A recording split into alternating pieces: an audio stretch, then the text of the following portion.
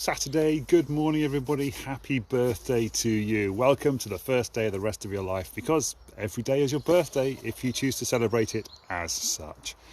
We have quite a lot of people to say happy birthday to today, and I've got a fair bit of content to get through, even though it is actually just me confessing the last 4.5 years, 5-6 years, whatever. We're going to go back a little bit of my life, where I've come to, and I'll explain for that in a moment, which was prompted by some of the people whose happy birthdays it is today. So we're going to blow out the candles. That's how we start these things, isn't it? Every time.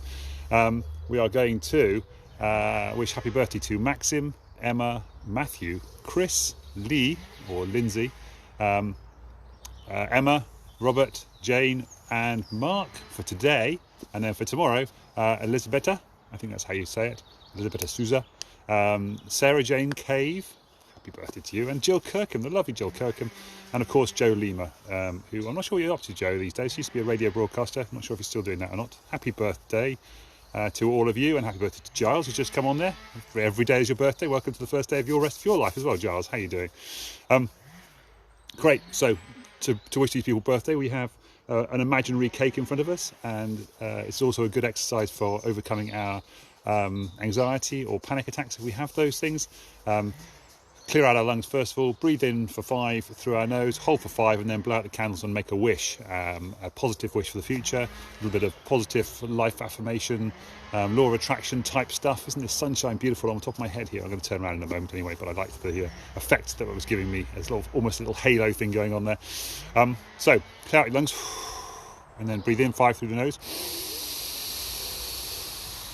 Feel that filling your lungs up, all those oxygen particles going into your bloodstream and feeding up to your brain. Holding for 5, 4, 3, 2, 1, and then obviously I've been talking, but hopefully not for you.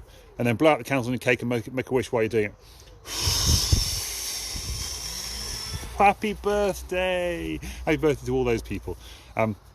Now, a couple of those people on there, Robert Davis, for example, used to dance with him, not personally, but in dance classes. That was kind of fun. Jane, we used to do stuff with. That was, grow charity stuff. Mark Warren, who is the brother of my ex-girlfriend, Karen. If you see Karen, by the way, Mark, please do wish her all the best. We haven't spoken for a couple of years. Good reasons for that. Not that I ever stopped caring about her, but her life has moved on, and we're not talking anymore, so that's how that is. But please, if you do see her, tell her I'm thinking of her and I'm wishing her well, and I hope she's happy and life is treating her well, and you of course, Mark, as well. But Emma Dunwoody was quite interesting on the list there, because I met her because of my Camino walk that I did in 2016, which is relevant to everything that I'm going to talk about in a moment. So Emma and I both wrote short stories that became part of a book called My Camino book, I think it's called, My Camino Walk 2. And if you want a copy of that book, which has got Emma's story in it and my story, you can just go to johnvdenley.com/Camino book. I will put the link in the description at some point. But yeah, John V. Denley, that's my name, obviously, spelt. You can find it on my page here, johnvdenley.com/Camino book, and you'll get a copy of the book. I'll go take you through to Amazon. You can buy it on Amazon there. And it's got a story from Emma in there about her Camino walk, and obviously my story, which is called Chance Encounter, which I'm considering making into a full-length book. Sort of romantic comedy kind of thing, but a little bit more not spiritual, but personal development type book as well. And then hopefully one day making it into a movie. That's the ultimate goal, is to make it into a movie. Maybe even make it into a movie first and then write the book afterwards. Not sure. Still working on that. It's one of the things I've got going on. Yes, so that was in 2016 when I did that walk and wrote that short story. That was the time when I first met Lee Sherratt, or Lindsay Sherratt. I was thinking to myself, we had a little conversation. I wonder where that conversation went to. So I went back into Messenger to check the message, and we hadn't spoken since 2016. But I had a little chunk of information in there about where I was in my life at that time, which was July 2016. So it was just after I got back from walking the Camino. I just learned that Chance, the girl of the American girl from the story Chance Encounter, had gone back to America and had married her ex-boyfriend. It was a little bit up in the air when she was on the Camino. She went on the Camino to figure out what she wanted to do with her life, basically. And we met. We kind of fell in love. It's more complicated than that. It's in the book. It makes more sense. It was more, what actually really happened was that she helped me fall in love with myself, is what that was, really. But we did have a connection. There's no question about that. The boyfriend, Eric, if you're watching, Eric, I can't imagine you are, but saw all that and went, oh my God, I'm going to lose her if I'm not careful. And so did the things that he needed to do to win her back, so that when she went back to America from the Camino in June of 2016, they ended up getting married. Of course, devastated me a little bit because I thought it might go a different way. But there you go, these are the way things go. And I was in a bit of limbo at that point, and I wrote Lindsay a message to say, I'm not sure what I'm doing in my life, I'm not sure where it's going, I'm not sure what I should do with my life, what I should focus on, what I should do. And to fully understand the point of that thing that I wrote to her, and the thing that I'm going to talk about in a minute, which is basically what's happened since I wrote that message to Lindsay in June of 2016. You need to go back a little bit to 2014. So 2014, I went on basically an NLP practitioner's course, kind of. It was 2 weeks with a guy called Terry Gormley. Hi, Terry, if you're watching. Basically, it was to learn how to become a better business owner by using NLP, but it was essentially an NLP practitioner's course. And on that course, I was trying to work out how I could make my business, diarybooker.com, a more successful business. And during that course, I realised that I didn't really like IT and running an IT company anymore, and I didn't really want to do that. What I really wanted to do was speak in front of rooms full of people and help people with their personal development, help people understand how their brains work, and help people who had been in a position like me, struggling with depression and anxiety, and how they could improve their lives. And so that's what I started to try and do. And he challenged me to run an event, and in October of 2014, I ran a thing called Breakthrough 2014, Breakthrough UK, 2014 UK, I think it was called Breakthrough 2014 UK.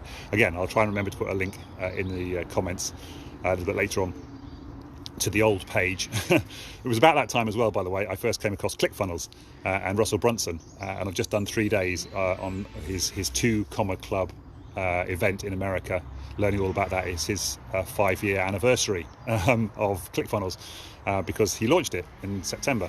I didn't end up using it. I did the 30-day trial, didn't really like it, couldn't get on with it, but ended up writing my webpage in a very similar style to ClickFunnels, and you'll see that when you have a look at the page that I created there.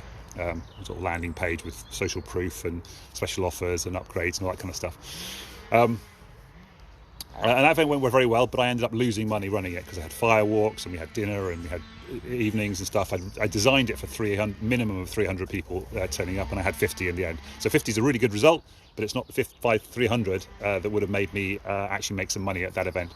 So I got a bit scared then, and I didn't run another event, even though I had people saying, can I please book for next year already? So I ran some smaller events in 2015, didn't make a lot of money out of them, did some transformations. Dave Stevenson, we talked about a couple of days ago, it was his birthday. He had a stutter, he improved himself. There was 2 or 3 people, there's quite a lot of people actually from all of those events that I ran whose lives were changed by what I did at those events. But I wasn't making any money out of it, and so I kind of just stalled and didn't know what to do with my life.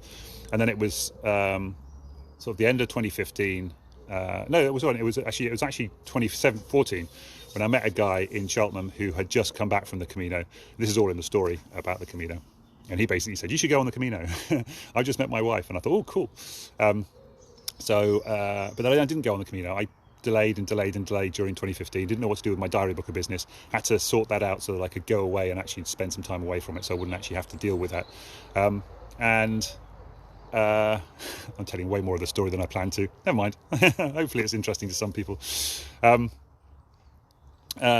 so then I met a lady in late 2015 who said, I want to walk the Camino. Getting her name off the top of my head now. It began with an L, I'm sure. Laura, was it Laura? Laura. I think it wasn't the Laura, actually. There's too many Lauras going around here. Anyway, and she said, right, I'm going to go in early 2016. Do you want to come with me, John? And I was like, oh, okay, cool, let's go. Yes, so we went. And actually, we went dancing, funny story, with Robert. Here you go. So here you go, all these people as well. It's all coming together, isn't it? So we went down I think it was Laura. I think her name was Laura. I'm really sorry if it wasn't your name. We went down in early 2016 to Paignton, of all places. Actually, no, I'm sure it was Paignton, actually. I think it was just south of Paignton, actually, I think. So I know Chris Tennant, who is a magician, lives in Paignton by the looks of it. So it's quite interesting. And Robert Davis, who was a dancer, was also down there that weekend. Now, it was the place down south. It was a bit further down south on the coast, wasn't it? I can't remember where we went to, but I remember going down to the coast a bit further down. Anyway, point being is we went dancing, ballroom dancing, one of the things that I do. And then we went on the Camino. And that's where the whole Camino thing came about. And then I came back from the Camino. I wasn't sure what I wanted to do in my life, and that's when I wrote to Lindsay and said, I have no idea what I'm doing in my life. There's this girl in Australia who's saying that she can help me do some mentoring work. I'm not sure if I should spend the money with her. Ended up spending the money with her. Didn't like the way she was a bit too forceful and I'm not sure I was ready for it either at the time. But I just looked back at some of the notes this morning. That's why I'm a little bit late out today. That were written about that time, and it's so funny reading them all because it's all same stuff that I'm dealing with right now, same stuff as I've been doing over the last year, same stuff I'm looking to try and help people with now, helping people with depression and anxiety, and same type of avatars that I was aiming at, the people I wanted to help. It was all the same stuff. I'm reading at it thinking I could have written this yesterday. It's ridiculous. And this was in June of 2016 I wrote all this stuff down, and she was basically encouraging me to go out and say to people, I can help you turn your lives around, just pay me £1,000 a month and I can help you turn your lives around. But I was unhappy with the idea of just going out and asking people for that amount of money for my help when I was still really struggling with my life at the time. And so I didn't do it. I lost that €5,000 Australian dollars. She was Australian. And then felt bad because I felt like I wasted all this money at the time. And then I went off to try and figure out what else to do. I had a brief relationship with a lovely lady called Roz and her two girls in Essex. Love you, Roz, by the way, if you ever see this. Still feel very warmly towards you. But just things didn't work out, basically. And I came back to Cheltenham. I didn't really know what to do with myself. And I ended up moving back into my mum and dad's for a little bit. And then I got an opportunity to help a friend of mine start up a new business, Neptune Rum. So I did that. The idea was that I would earn enough money to be able to move out of my parents and move back to Cheltenham during 2017. But it didn't quite work out that way. Won't go into the specifics. Some people who know me well will know what actually happened there. But in the end, I didn't get the money that I wanted to, that I was expecting. There was a miscommunication, essentially. And in September of 2017, I think that's right, 2017, I had a complete breakdown. Couldn't hack it anymore, quit Neptune Rum, didn't want to have any more to do with it. And then I put myself back on track. Hello, Laura, how you doing? Happy birthday to you, because every day is your birthday, of course. I was supposed to be having a call with Laura at about 11 o'clock, so we're going to get on to that at 11:30, Laura. Hope you're well. Different Laura, of course. This is not the same Laura from Australia who was helping to mentor me, obviously, and not the Laura I went on the Camino with either. So that's why too many Lauras in the broth, as it were.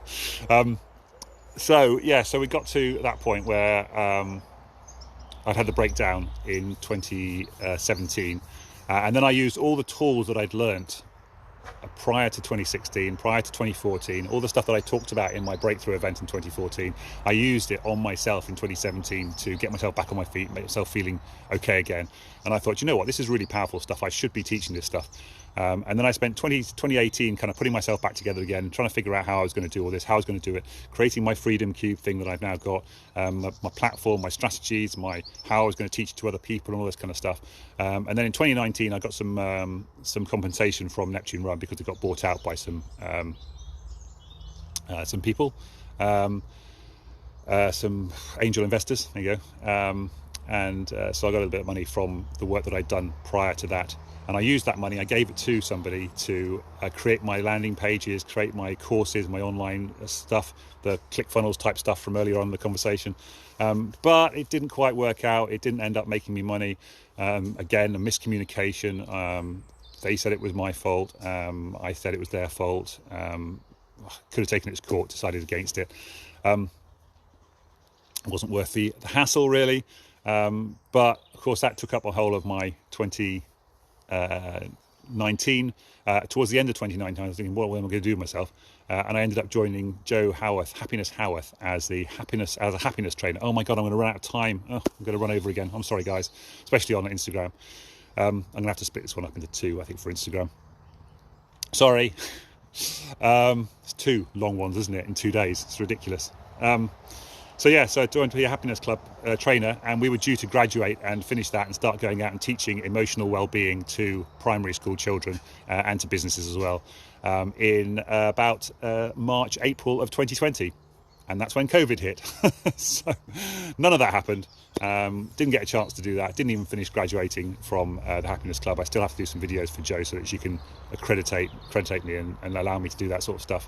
But I'm not even sure if that's necessarily the route I'm going to go yet. And we still have COVID. So it's not like I can really go into primary schools and do any of that work right now anyway. So, so it's all good fun, isn't it? How these things work out. So I spent most of 2020 rebuilding myself and learning this stuff. And as you will know, I started doing these lives in May of 2020, and I've been doing them basically daily ever since. And so here I am in almost the 1st of March 2021 now, about to properly relaunch myself, helping people to avoid the mess that I've made of my life over the since 2014, basically. 2014 should have been my breakthrough year. I should have done that event. Remember I talked about shoulds, can, choose tos? I've made some poor choices since 2014, as you will have heard if you've listened to this whole presentation. So I had that breakthrough event. I had 50 people in the room. They loved it. It was really good. I got some good testimonials. Should have run that event again in 2015. That's what I should have done. I should have scaled it back a little bit more, charged a little bit more for it, and made it into a success is what I really should have done. But I was scared. I was terrified of losing money again, and I didn't do it. Instead I ran away to the Camino. Now, having said that, I had an amazing experience on the Camino. I met Chance, did that whole thing. I've got the idea for this book and this personal development concept in the future, which is fantastic. Had a little mini relationship with Roz, which was amazing. So it was kind of okay. But then I still didn't push on. So then I had this thing with Laura, who really should have pushed me on. I should have allowed her to push me and allowed her to make me ask people for money. Is what I should have done again in 2016. But I was scared. I was scared again. I'm just too scared. I was too scared to ask people for money, and I was too scared of losing money. That's all been a big part of it. So I just need to move on from that and start not worrying about it so much and start asking people for money. I am too kind about trying to help people for nothing, and it is ridiculous. And I know I can help people. I know I can help people understand how their minds work and how to improve their lives, and how to not feel miserable like I was being miserable. I've been miserable for years, and now I'm fine. Now I completely understand. Well, I've been up and down a few times, obviously, but now I understand what was going on, and now I know what was going on. The Blinkist book of the day, the top 10 the Ent-spresso from Evan Carmicheal today is all about doing what you love. And actually, one of my coaches, my main coach at the moment, I think I've only got one at the moment, actually, Vicky, anyway, was saying to me, what do you love to do? Don't listen to other people. Don't listen to what other people say. Don't want to listen to what other people think you should be doing. What do you want to do? What do you love to do? And what I love to do is help people. I love to help people feel better about their lives and enjoy their lives more, and understand how their minds work, understand how your psychology is working, and how to improve that part of it. But what I need to do is ask people to pay me for it, to pay me to help them. That's what I really need to get to the point of. I need to build my online programs so that people can buy my online programs and help themselves as well. That's where I am right now. That's confession time. That's what I've been doing for the last 4.5, 5, 6 years, depending on when you start counting. 6 years if you start in 2014. Cathartic, isn't it? Talking about all that sort of stuff. So moving forward, unscrambleyourmind.com, by the way, is the landing site we tried to build in 2019, which is only half done. And it's another one of these half-done things. I'm very good at these half-done things and never finishing things.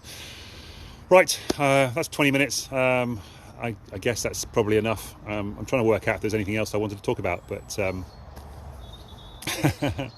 not really. It's probably enough to have dealt with all of that stuff. So I'm just going to say goodbye. Love you all. Send love out into the world. If you want me to help you, if you know somebody who needs my help, let me know, especially if they're willing to pay for it. Because doing things for free is not clever when I need to start living my life. I need to start living my life, and I need to start making a future for myself. Yeah, so that's where I'm coming from. So hopefully my raw honesty, because that's what I'm all about, raw honesty, and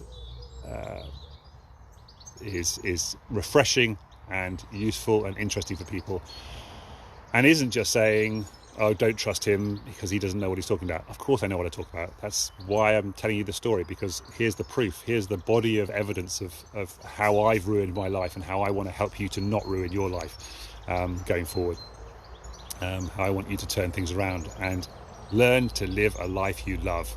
That's what I want to do. That's my purpose in life, is to help people learn to live a life they love, to find your fire. That's my website.